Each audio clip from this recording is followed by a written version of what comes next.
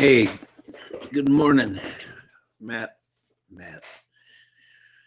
Oh, long night. Good morning, Mike. I think this robustness subject is also interesting, and I'll give you a story that I think um, illustrates the problem out of my out of my career. And I think I'm going to also turn this into a podcast because it's actually pretty important. The guy Olivier Hamont that was on uh, the Great Simplification that I had, trouble understanding, but I actually know quite a bit about the subject from a very practical viewpoint. When I worked for Australian Magnesium Corporation in 1995, give or take a little, I was the lead technical person. I don't remember what the official title was, but it was quite impressive. Uh, for Floor Daniel Research, which is now Floor Research, Floor Engineering. And at the time, it was Floor Daniel Engineering. I was a lead technical person in building a what probably would turn out to be $1 billion magnesium plant. I had about a dozen engineers working underneath me, and I went to meetings all the time with other people that led different parts of the project, which didn't suit me well. I'm more of an engineer than a administrator or a management, but opportunity wise, it was pretty big for me.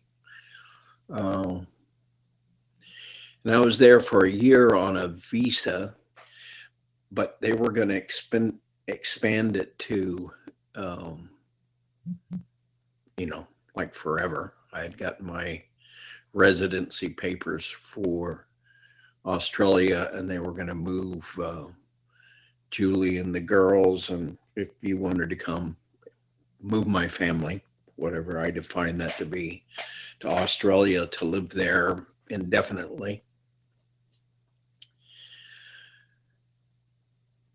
As we started doing the engineering for the plant, I was in one meeting very early, and they were telling me how they're going to start up this $50 million pilot plant, which would already been built, and they were discussing how it was going to be started. And I was sitting in the room and representing the engineering company that was supposed to learn from the pilot plant, so we could build the big plant. And I listened to them, and I kept saying, I don't see how you're gonna. I I don't understand what you're saying. Um, and I said, you got this plant has, it's designed to be super efficient and make a lot of magnesium for a low price, but there's no redundancy in the plant. I said, like, I'm looking at this thing, and if one pump goes down, and there's like, you know, I don't know, 500 pumps. Well, that's probably exaggeration. 100 pumps in the plant, and if one of those pumps goes down, the whole show stops. And they said, "Oh, we can change that out, and you know, you know, we got a little buffer here or there." And I said, "You got four gas streams that are flowing around this plant, and it's really hard to buffer out gas streams because they take up a lot of volume, even under pressure. It's like a liquid, you can buffer it out. You put a tank in, and you can do a lot of buffering. And liquid storage is cheap. Gas storage is expensive. And not to go into all the detail, but all around the plant, I saw places that to me looked like, you know, if one item went out, the whole, like the whole thing shuts down. And so I did talk them into spending money on these people to do a simulation, a reliability simulation. And you put, like if a pump is 99% reliable, but it's coupled to two other devices that are 99%, you multiply 0.99 times 0.99 times 0.99, and I don't know what you get, but 0.95 or something. Anyway, we did the whole thing, and it came out that the plant was like, overall was about 85, 88, somewhere in there. It would be online. And I'm thinking that didn't even tell the whole story.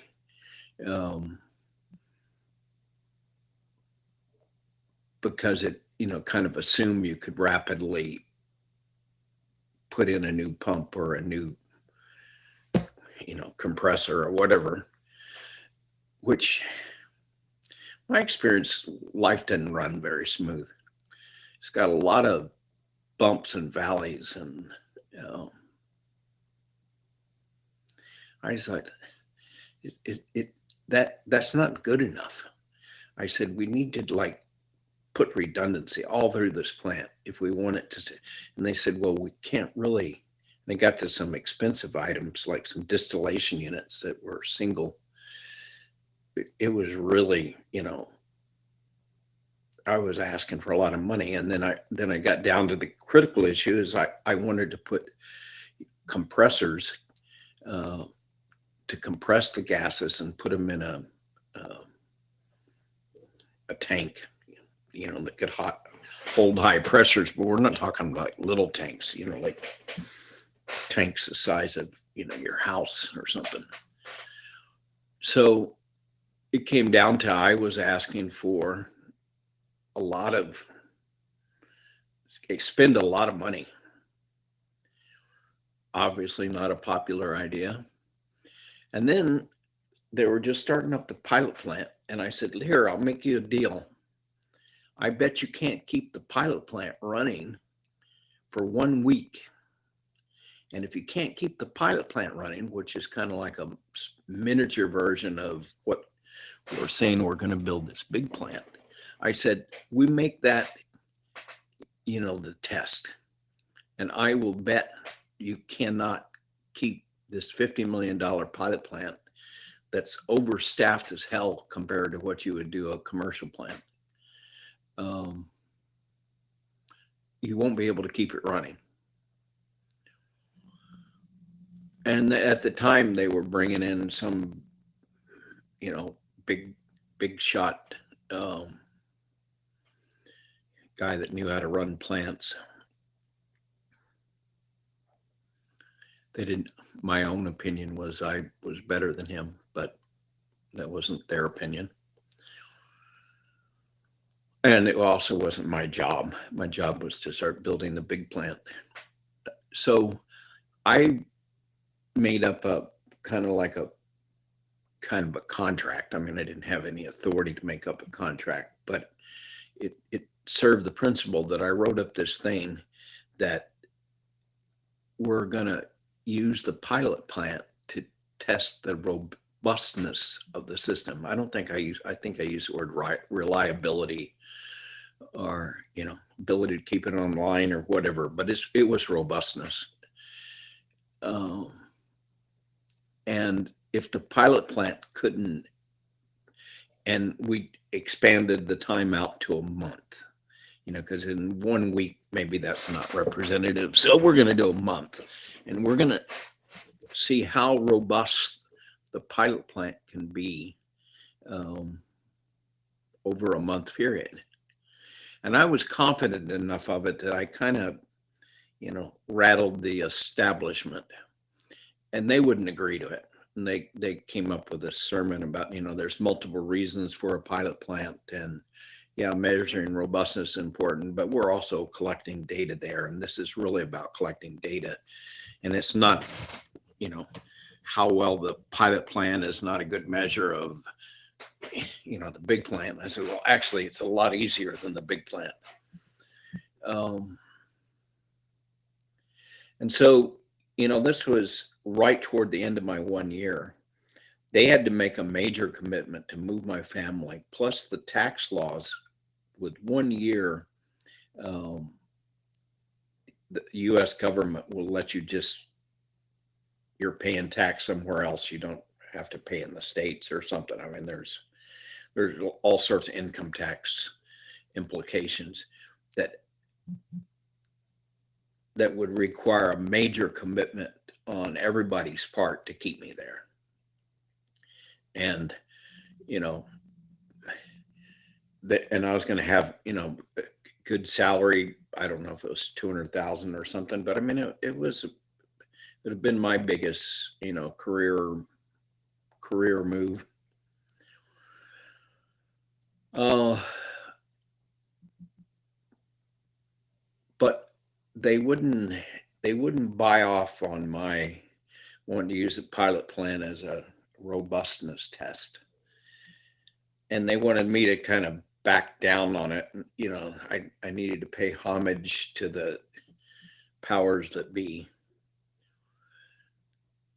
and I went in instead and said, you need to get somebody else to do this job that believes in it. I do not believe that this plant will ever operate. And they said, well, we can't. And here's the kicker. And this is what uh, gives us our problem. And you may not have seen this connection. But they said, if we spend all this money you want us to spend, our return on investment on this plant will not be good enough to get the financing. And simultaneously, the Chinese also understood what the crap was going on. This was a major threat to the Chinese magnesium market. The Chinese lowered their price for magnesium, not just, spot price, they like across the world. That's how serious it was. You couldn't have another big plant coming on. And so with this lower price, our return of investment was already in jeopardy. And so on a profitability basis, we were not, we were marginally okay. And if we added all that cost, there was no way in hell we were going to get financed. Which is why, that it's a multifaceted reason why all our technology went to China. But a major problem, and one that we still have not addressed, is we're competing against a culture that doesn't have to make a profit on any one industry. Now, maybe collectively all their technologies and processes have to be profitable, but any one metal, any one electric car, any one solar panel doesn't have to be collective. And they've actually evolved. China has to a more competitive capitalist system now than they were in the mid 90s. But the principle's the same. They can operate without a profit for an extended time period, and no American company can do that. And in addition, the problem with only using profitability is it also means, and if that's the only measure and the Chinese know that that is the only measure, it makes it very easy for them to beat us, because they can make any industry profitable, whether there's two sets of books or they subsidize. They know the game, and they're very good at playing it. So if we want to, like right now, if we want to expand copper production or lithium production or gallium or whatever, we have to compete against a system and a supply chain One, a system that's supply chain that's already established. They own the supply chains. We don't own the supply chains. They do. So that's a sunk cost. They don't have to invest any money to to move their price around, and they can take some short-term pain strategically as required, and they don't even actually have to make a profit. They can subsidize. They can find a way to, do low cost money, whatever. It's a game. Profitability is the only measure. It's the only single number that we use to decide. Well, that builds our economy um, that lacks security, because how do you get security, national security, that we have our own supply of metals um, into the equation? You don't. You can't get there if you're only using return on investment. And when you have investors come to the table, they're only looking at one number. Now, for the investor, that's the right number to be looking at. He wants a return on his money. And for the industry, like the copper industry, they need to make a profit or they go out of business. So the return on investment again is you know, you got to pick a number to do something by. That's a good number. But if you look at the country, it means we outsource everything to China and let them do it. Let them. First was just the plants, but eventually it became the whole supply chain from the mine all the way to the metal. And we still don't get it.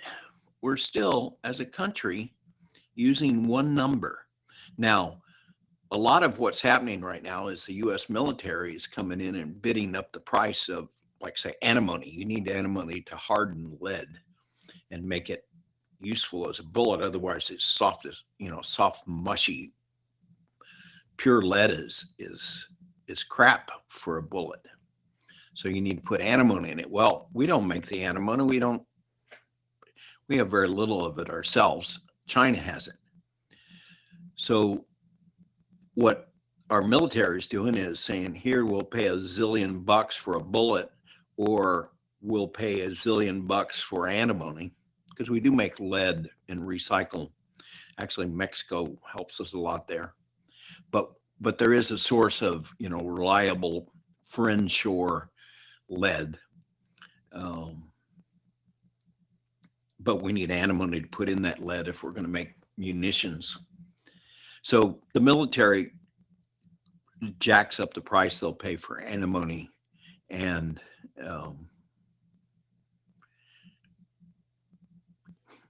artillery shells that already have the lead. So they kind of fix the problem by jacking up that one price, but it's not really you know, anybody else using antimony is still screwed because we don't have it. And actually, they're less likely to get antimony because, like, if they want to build a, battery or something with, although I don't think you use antimony in lead batteries. But anyway, it doesn't matter. Somebody uses antimony, makes them actually less likely to get antimony because, all the excess antimony in the world has been sucked up by our military. So they repeat that over and over. Well, that's not a long-term plan. That's just it's crisis management type thing. So what we have to develop is a system that includes more than profit. It includes robustness of our system. Now, exactly what parameter you use to measure that's and how you build such a system.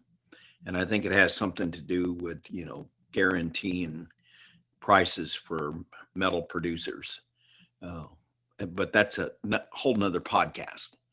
But I think this is a pretty good example of how, by taking a single measure of profitability, which is a performance metric, only performance, and not including reliability or robustness or security or anything else in this magic equation that decides where we put our money, um, we end up with a world where China owns all the supply chains, all the metals, and they're expanding that now to more stuff. But just controlling the metals is, Americans don't know how bad we are, how badly we're getting screwed at the moment, and it's getting worse.